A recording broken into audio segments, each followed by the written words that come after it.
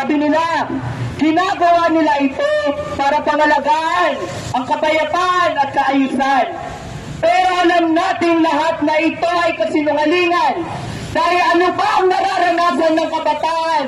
Ipag-ugnayan para mag-ayos ng mga security forums, research colloquiums, at para pumasok sa iba't ibang forma ng partnership sa mga universidad. Kaliwat kanan din ang kanilang pagpasok sa aming mga komunidad.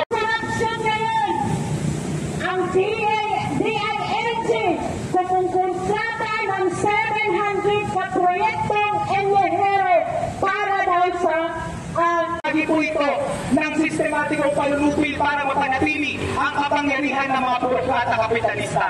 Para po sa huling step ng ating mga tagapagsalita, nandito